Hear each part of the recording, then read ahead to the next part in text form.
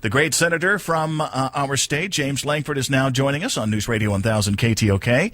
And I know that while we've been paying attention to Hillary and Biden and Paul Ryan, a lot has been going on, hasn't it? There is a lot of other things that are also continuing on it. It is amazing to see that Congress can at times walk and chew gum at the same time, deal with multiple things. Well, one of those things is I'm very disappointed in, Senator, and I imagine you are too. James Lankford joins us on News Radio 1000 KTOK. I think I want to officially declare Oklahoma City a sanctuary city for conservatives. What do you think? A safe place to go if you're a conservative, that you're not pushed away. You can actually live your freedom. Have your Second Amendments, have a free press. It'd be an amazing thing to be able to actually guard that. You know, I tell you, Lee, it's remarkable that we put something as simple and basic as sanctuary cities and say we believe that cities should actually enforce the law and not tell people, hey, you can come here and break the law on immigration. We think if you pull federal funding from them, that's appropriate, and the Democrats blocked that with a filibuster this week. And I have had all kinds of people say to me, how come you haven't already done immigration reform? And I say, because things as simple as sanctuary cities that should be blunt and clear to everyone becomes controversial, and we get filibustered when we actually try to do real reform issues. Is that why they have been so hell-bent on keeping sanctuary cities, because they're trying to block immigration reform? Well, I think it's just one vehicle of it. I don't think the sanctuary cities, they're trying to keep it because they want to block immigration reform. But it's clear if you're going to do real immigration reform, sanctuary cities will be part of it. That we will not say as a country, our border is open, and if you make it past our border and get to one of these 200 cities, you can also stay and you're not going to be prosecuted. I think that would be absolutely absurd. You have no immigration law at that point. So it's the most basic element of guarding your borders and guarding your interior is to say you're not going to have a sanctuary city policy.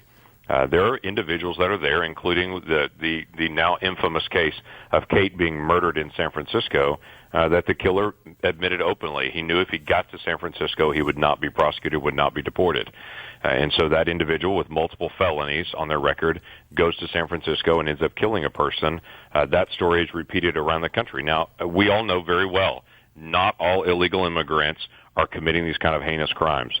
But in those cities, they allow those individuals to be able to thrive, and that puts those families of Americans at risk. So what does the delegation from the senators from California say about that? Because, I mean, this is in their state. They are strangely quiet, and It's not just California, it's multiple states. They'll say we're being mean to immigrants. This is not about being mean to immigrants. This is saying that we have a set of laws as a country, and it is not about immigrants. It's about Americans. To say those individuals that are both within the United States as citizens and those individuals that are in the United States as guests, they're to be held to a very strict standard, and the standard is the law. Whether you're the President of the United States or whether you're an immigrant, everyone has to follow the law.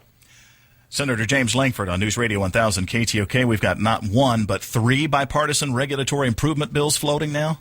We have several, actually, and we're working to be able to put a pretty large set of bills together to try to do some regulatory reform. What I've tried to work on is not what should we do long term, what's the big picture out there, based on where we are with this president and with Democrats blocking a lot of things in the Senate, what can we get done?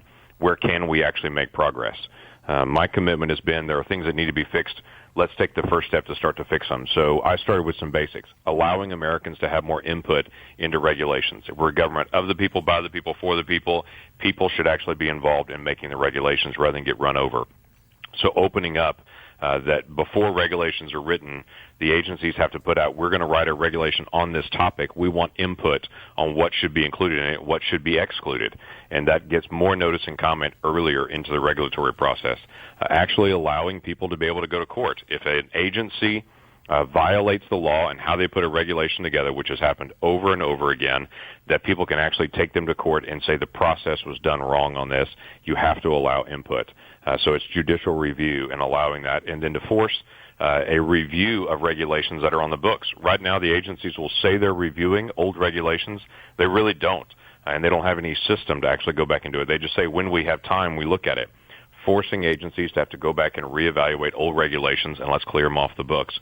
Those are three very basic first steps that we found bipartisan agreement on to say, okay, how can we actually put those into law? Because we have a lot of other things to be able to do, including things like permit reform, which we're also trying to hit on. Rob Portman from Ohio is leading that part of it to say that you can't have a permit sitting out there endlessly and the administration makes no decision on it, like the Keystone Pipeline. that you can sit there for 7 years and say, I'm studying it without making a decision on it. So we've got to end that. That sounds delightful if you can get that through. And Senator James Lankford, but are there whispers that a veto is coming down later today? Oh, and the National Defense Authorization? Yeah, that's what I'm referring to. That's entirely possible. I don't know the exact day on it. The president said he's going to veto this if we put out a defense policy. We have said the president has not put out a defense policy. I can't find an ally anywhere in the world, nor an American that I can find that knows what our foreign policy is and knows what our defense posture is in the world. So we're trying to put out a clear standard for this. For the last 50 years, the United States Congress has put out something called the National Defense Authorization. It does the details of not only how we pay our soldiers, sailors, and Marines. It also defines out how we're going to actually fight the wars, where we're going to have major emphasis, what's going to happen with Guantanamo Bay, for instance. All those details are listed out into it. Yeah. So that's passed already the House and the Senate. We have it sitting on the president's desk. He's threatened to veto the entire way. We have it on his desk. This is not a challenge. This is a statement of why would you not sign something that actually authorizes the way we actually function with our military, and please give some definition. That's your role as Commander-in-Chief. Especially if you're supposed to be the most transparent administration ever. He doesn't want that at all. Senator James Lankford, thanks for joining us on News Radio 1000 KTOK. Another look at traffic with Road King Rogers.